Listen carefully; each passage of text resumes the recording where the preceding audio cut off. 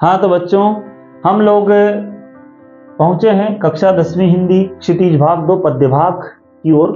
और हमारी जो श्रृंखला चल रही है वस्तुनिष्ठ प्रश्नों की, जो जिन्हें हम एमसीक्यू भी बोलते हैं। और मैंने आपको इससे पहले वाली वीडियो में बता ही दिया कि ये 30 प्रश्न हमारे पाठ्यक्रम में आते हैं, हमारी जो सिलेबस है, जो प्रश्न पत्र बनता है। और ये बहुत महत्वपूर्ण प्रश्न होते हैं और उसी श्रृंखला में हम लोग आज बढ़ रहे हैं। तो हम पहुंचे हैं क्षितिज भाग 2 का जो पद्य भाग है उसके पाठ 2 तुलसीदास का, है ना। और इससे पहले सूरदास के प्रश्न उत्तर जो है मैंने आपको अच्छे से समझा दिए हैं और आप उनकी अच्छे से तैयारी करें। और आज हम लोग जो एमसीक्यू तैयार करेंगे वो है तुलसीदास पाठ। और तुलसीदास के द्वारा जो जिस पुस्तक की रचना की गई उसका नाम है रामचरितमानस। और रामचरितमानस का जो पहला कांड है बालकांड, उसी बालकांड में से राम लक्ष्मण परशुराम संवाद लिया गया है। और उसी समय की घटना है जब सीता स्वयंवर का धनुष टूटता है और परशुराम जी क्रोधित होते हैं। तो पूरी घटनाक्रम चलता है उस समय का। और उसी घटनाक्रम में बहुत महत्वपूर्ण और बहुत छोटे छोटे प्रश्न बनते हैं, है ना। और वो उस पूरी कहानी में से, पूरी जो काव्य है उसमें से पूरा वो कहाँ से प्रश्न बनते हैं, वो सारे मैंने महत्वपूर्ण परीक्षा में जो उपयोगी प्रश्न है उनका निर्माण किया है। तो अब हम चलते हैं प्रश्नों की ओर। हाँ तो बच्चों, हम लोग इसी श्रृंखला को, जो हमारी वस्तुनिष्ठ की श्रृंखला है, उसी को आगे बढ़ा रहे हैं। और मैंने इससे पहले वाली वीडियो में आपसे बोला था कि हम लोग बहुत कम प्रश्नों को तैयार करेंगे और वही प्रश्न तैयार करेंगे जो महत्वपूर्ण है। तो मैं जो पाठ 2 तुलसीदास आपके सामने आज रख रहा हूँ पद्य भाग, और ये कक्षा 10वीं की तैयारी हम लोग कर रहे हैं। तो पाठ 2 तुलसीदास है ये। वैसे तुलसीदास 12वीं में भी है, तो इसमें आप देखेंगे ध्यान से तो केवल 12-13 प्रश्न है इसमें, है ना। तो मैंने वही प्रश्न आपके सामने रखे हैं। बहुत कम मात्रा में हम लोग प्रश्नों को तैयार करेंगे और छोटे छोटे, क्योंकि हम सभी जानते हैं कि 30 प्रश्न आएंगे तो हमें तैयार तो करना ही है, लेकिन बिल्कुल आसान भाषा में करेंगे ताकि हमें रटने की आवश्यकता ना पड़े, समझने से हमारा काम चल जाए। चलो, है ना। आगे देखते हैं, एक एक प्रश्न को ध्यान से समझेंगे, पढ़ेंगे। और इसको जो भी आपको इसमें कोई भी समस्या हो तो आप कमेंट लिख सकते हैं, कमेंट बॉक्स से नीचे। और आप लाइक भी करें वीडियो को। और साथ में यदि आपके जो भी मित्र हैं उन्होंने अभी तक इसको सब्सक्राइब नहीं किया है तो उनसे भी इसको सब्सक्राइब करवाएं, और आपने नहीं किया है तो स्वयं भी करें ताकि आपको भी इसका फायदा मिल सके। चलते हैं, राम लक्ष्मण परशुराम संवाद जो पाठ है तुलसीदास का, हमारी कक्षा 10वीं में, ठीक है, कक्षा, है ना, 10वीं है ये। और 10वीं की जो हम लोग क्षितिज पढ़ रहे हैं, क्षितिज पुस्तक है, उसी में ही हम लोग पढ़ रहे हैं।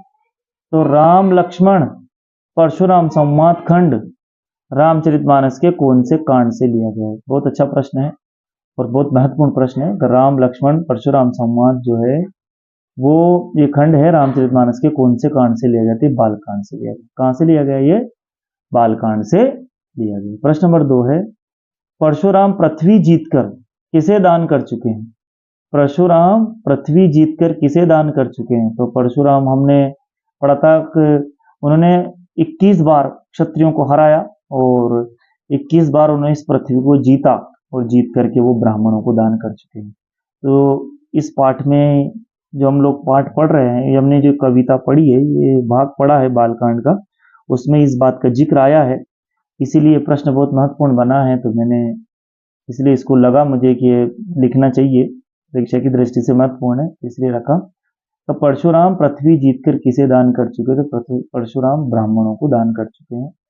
अगला प्रश्न है, परशुराम किस कुल के घोर शत्रु है ना। ऐसा कौन सा कुल है जिसके घोर शत्रु है परशुराम जी? तो परशुराम जी जो है क्षत्रिय जो कुल है ना, 4 कुल होते हैं ना, ब्राह्मण, वैश्य, शूद्र, क्षत्रिय। तो क्षत्रिय कुल है उसके परशुराम जी जो है वो घोर शत्रु है, ठीक है। इसके बाद है प्रश्न नंबर 4 को देखेंगे, परशुराम के वचन किसके समान कठोर है? परशुराम जी की जो वचन है वो किसके समान कठोर है? तो परशुराम जी के जो वचन है वो वज्र के समान। किसके समान कठोर है परशुराम जी के वचन? वो वज्र के समान कठोर है। किसके समान? वज्र के समान कठोर। इसके बाद है, लक्ष्मण ने परशुराम के किस स्वभाव पर व्यंग किया है ना। तो लक्ष्मण है ना।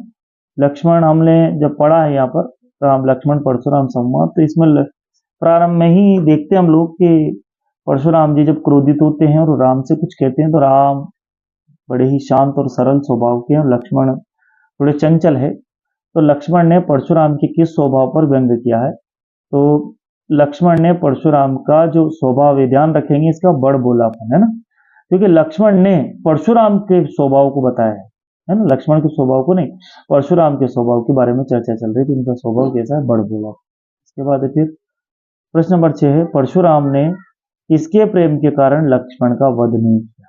परशुराम ने किसके प्रेम के कारण लक्ष्मण का वध नहीं किया।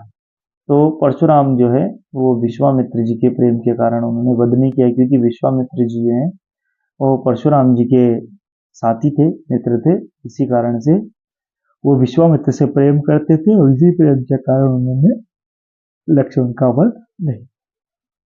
प्रश्न अर्थात परशुराम का स्वभाव कैसा था। तो परशुराम का स्वभाव जो था वो क्रोधी था। कैसा स्वभाव था, क्रोधी था। परशुराम का स्वभाव कैसा था बच्चों, क्रोधी स्वभाव। ठीक है। इसके बाद प्रश्न नंबर 8वां, सहस्त्र बाहु की भुजाओं को किसने काट डाला था। सहस्त्र बाहु जो है उसकी भुजाओं को किसने काट डाला था। तो सहस्त्र बाहु की भुजाओं को परशुराम ने काटा। किसने काट डाला था, सहस्त्र बाहु की भुजाओं को परशुराम जी जो है उन्होंने काट डाला। सहस्त्र बाहु एक राक्षस थे जिनकी 1000 भुजाएं थी है ना, और उन्होंने अपने फरसे से उसको काटा। इसके बाद है परशुराम जो है शिव को क्या मानते हैं। तो शिव जी को परशुराम जी गुरु मानते हैं। ठीक है। और इसके बाद है राम लक्ष्मण परशुराम संवाद में किस छंद का प्रयोग हुआ है ना। तो पूरी रामचरितमानस में ही हम देखते हैं कि दोहा और चौपाई का प्रयोग होता है, और कहीं कहीं सोरठा भी है, साथ में सबैया छंद भी है, लेकिन ये जो राम लक्ष्मण परशुराम संवाद जो हमने पढ़ा है इसमें दोहा और चौपाई का ही प्रयोग होगा। ठीक है। इसके बाद आगे चलते हैं लोग प्रश्न नंबर 11 पर। राम के वचन परशुराम के लिए कैसे थे। भगवान राम के, यहाँ बहुत समझदारी का प्रश्न है, बहुत ध्यान से समझना। राम के वचन जो थे वो परशुराम के कैसे थे, जल के समान शीतल, क्योंकि राम शांत प्रवृत्ति के थे तो जल के समान शीतल थे। 12वां है राम लक्ष्मण परशुराम संवाद में किस रस की प्रमुखता है। राम लक्ष्मण परशुराम संवाद में किस रस की प्रमुखता, तो वीर रस की। किस रस की प्रमुखता है, वीर रस की।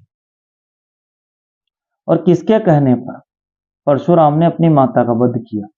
तो किसके कहने पर परशुराम जी ने अपनी माता का वध कर दिया, अपने पिता के कहने पर अपनी माता का वध कर दिया। ठीक है। तो इस तरह से ये हमारा पाठ जो है ये भी पूरा हुआ, और इसमें मुझे इतने महत्वपूर्ण प्रश्न लगे थे। यदि पाठ के दौरान या पढ़ने के दौरान और भी महत्वपूर्ण प्रश्न लगते हैं तो इन्हें मैं आपके सामने रखूंगा। और मैं एक बात और आपको समझा देना चाहता हूँ कि आपने, यदि आप इस पाठ की जो व्याख्या है, जो मैंने व्याख्या वाली वीडियो डाल रखी है, साथ में इसके प्रश्न उत्तर भी हैं, एक एक दो दो अंक के, आप उनको देखोगे तो शायद हो सकता है कि आप एक बार देख लें वीडियो को और प्रश्नों को, तो हो सकता है कि आपको फिर रटने की आवश्यकता ही ना पड़े। बिल्कुल बहुत अच्छी और आसान भाषा में आपको समझ में आ जाएगा।